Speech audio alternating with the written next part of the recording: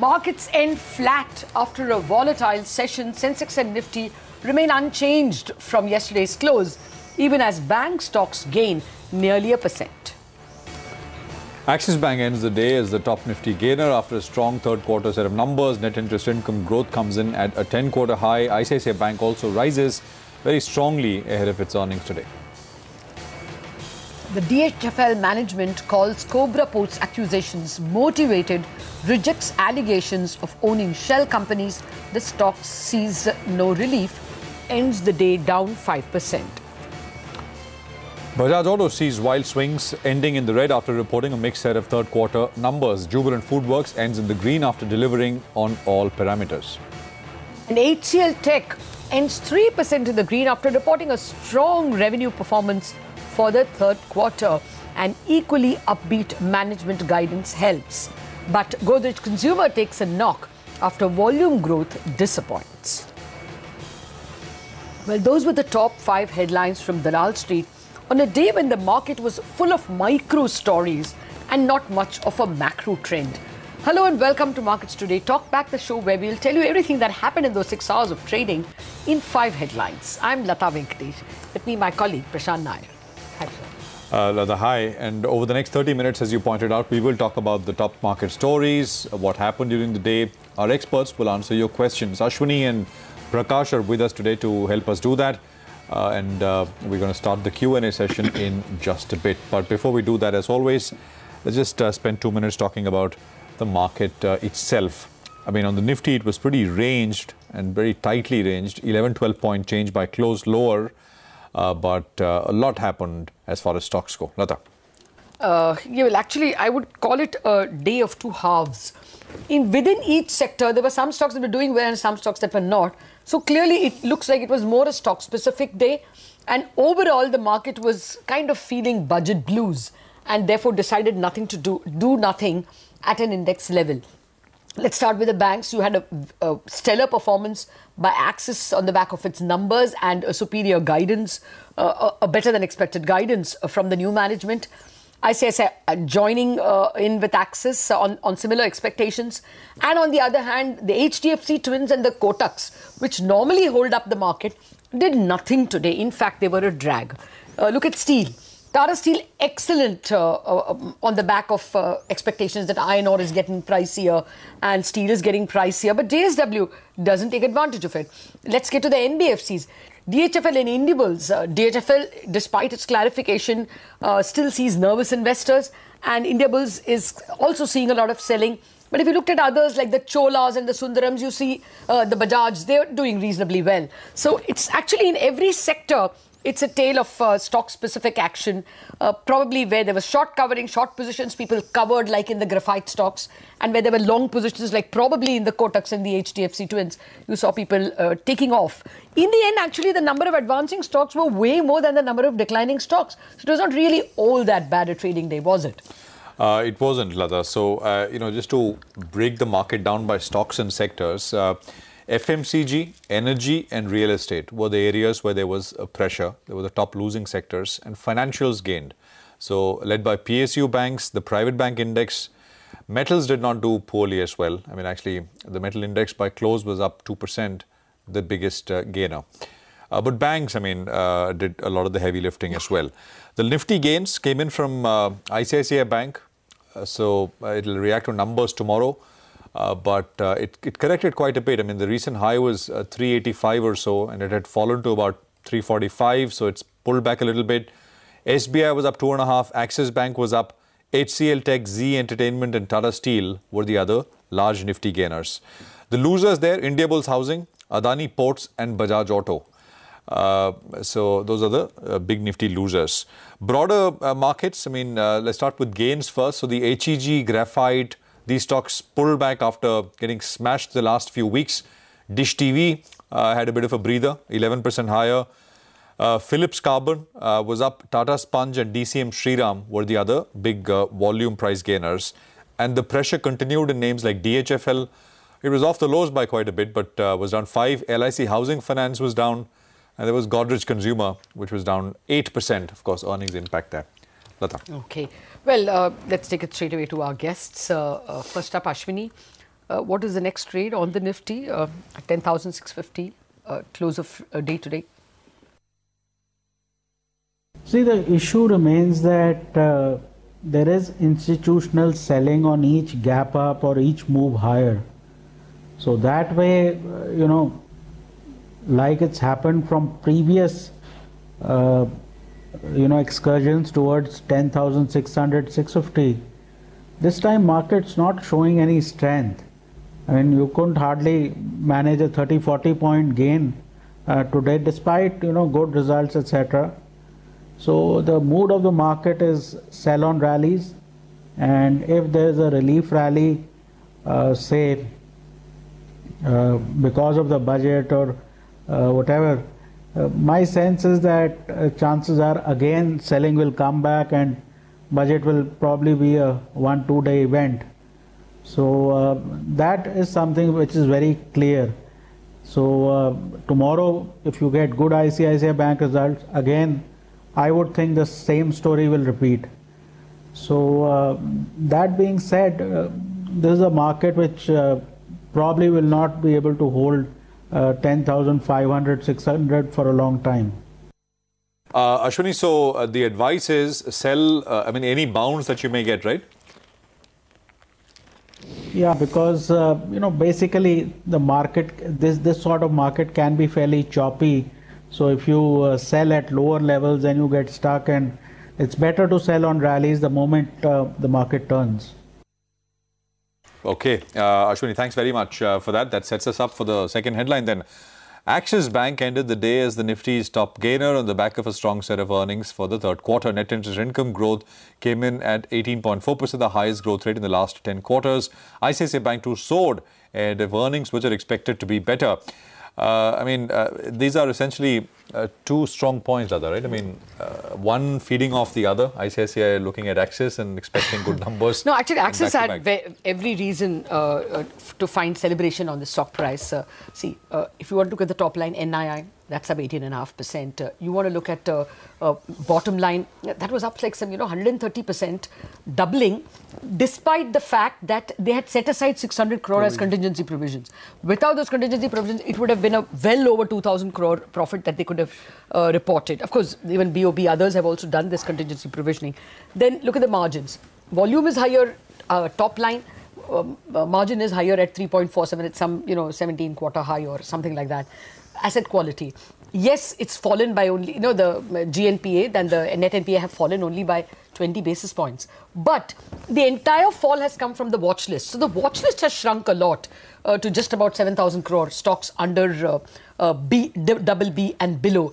For a 5 lakh crore balance sheet, 7,000 crore of stocks under B or triple B is not very worrisome. And best of all, the management guidance was that, we will do 18% ROE in a couple of years.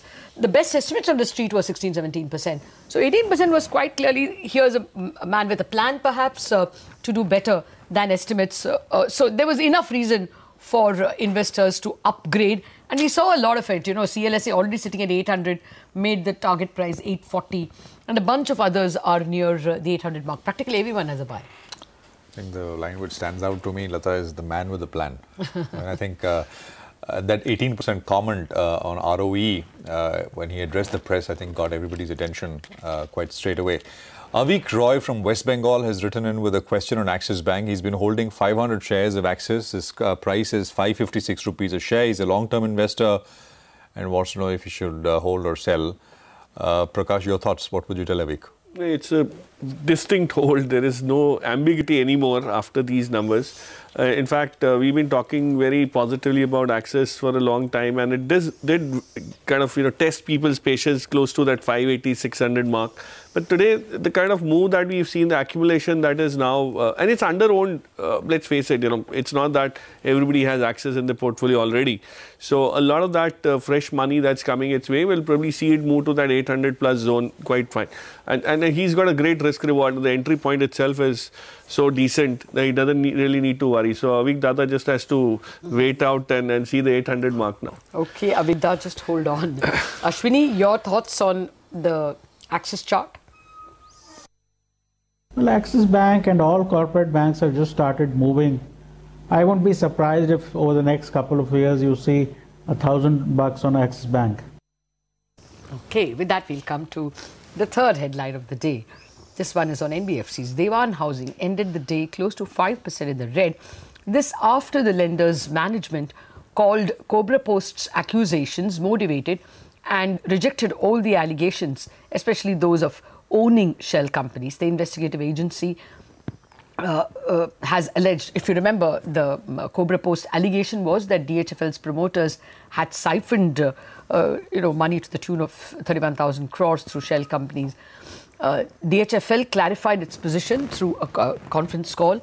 Let's listen in to what they had to say. All the lending that the company has done, whether it is for slum rehabilitation projects or non-slum rehabilitation projects, is in line with the company's policies. All our loans have a complete security backed by the assets which are mortgaged to us, and assets they are fully secured, and projects which are various stages of approvals and clearances that's in force. We do not have major group lending, we don't have any large exposure to a single group or so, and we will not go into client specific. But then we have an exposure norm in terms of not exceeding 2,000 crores per group. That's an energy exposure norm, and 1,200 crores for a single exposure. And all of them are well within that. Okay, so that is Kapil Valavan at DHFL clarifying on that call. Ashok Singh, our viewer from Jaipur, is writing in. He's got a question on DHFL. He's been holding 300 shares of the company. His cost is 270 rupees a piece. Wants to know if he should continue to hold or sell. Ashwini, to you first. DHFL, what would you say? DHFL, something has broken down, and basically, once something gets into this sort of a mood, anybody who holds it at higher prices will get worried and at some point bail out. So you'll have constant pressure on stocks like DHFL, and you have to exit. Otherwise, you'll see double-digit sort of levels. Okay. Well, that's difficult advice, but maybe it'll have to be taken. We have to take a break on that note, but while we do that, listen to what the former chief of Goldman Sachs asset management company, Jim O'Neill, told us about the interim budget. Jim O'Neill is important. He was the guy who coined the word BRICS. So ahead of the budget, listening to what he's expecting or making of the budget. We are back in a bit. India has continued to grow somewhere between 6 and 8% under his term, which means that India now grows by stronger rates than China, and that's partly why the Indian market, of course, has generally done pretty well under him, and crucially, a lot of that growth is driven by domestic demand in India. The big earnings of the day, Bajaj Auto saw some wild swings. The stock was pretty volatile. It ended in the red after reporting a mixed set of third quarter numbers. The two-wheeler major beat profit expectations led by higher other income, while margins were lower versus expectations. Sonia Shenoy is here, and she's got the big highlights from Bajaj numbers. Sonia. The big pressure pocket really is the margins. This time around, margins have fallen 390 basis points year on year, coming in at just 15.6%. Realizations for the company too have been under pressure, down about 1.5%. But the strategy of pursuing market share over margins is something that has worked well for Bajaj Auto. Their market share in the domestic motorcycle market has gone up to 20% in Q3 versus 18% last quarter. And even in the entry-level segment, their market share has increased. This, of course, has come at the cost of margins. Margins have been under pressure for a couple of reasons. One, of course, the high discounts that the company has had to offer in order to liquidate their high inventory. Raw material costs as a percentage of sales has also gone up. And, the company has been facing heat in terms of demand too because of higher cost of ownership and insurance costs. All in all, the company's guided band of 16 to 17% margins has been breached on the downside. So the stock closed in the red today. Well, with that, let's get a viewer question in on Bajaj Auto. Akhil from Mumbai writes in with this question. Wants to know the right time to invest in this company, and he wants to invest 1 lakh rupees. Wow. What would you advise him, So, Prashant? the first thing is, it's not right now, it's not the right time to invest for sure. The reason, and I would relate it to a level, maybe Ashwini could help us with specific levels, but I would wait for an event to play out, and that's the moment the company decides on changing their strategy to moving back to profitable margin growth and not just market share, incremental market share pursuits. Things will change, and the other tipping point for them could be if they were to successfully launch something on the EV side, which they seem to be making some positive strides on.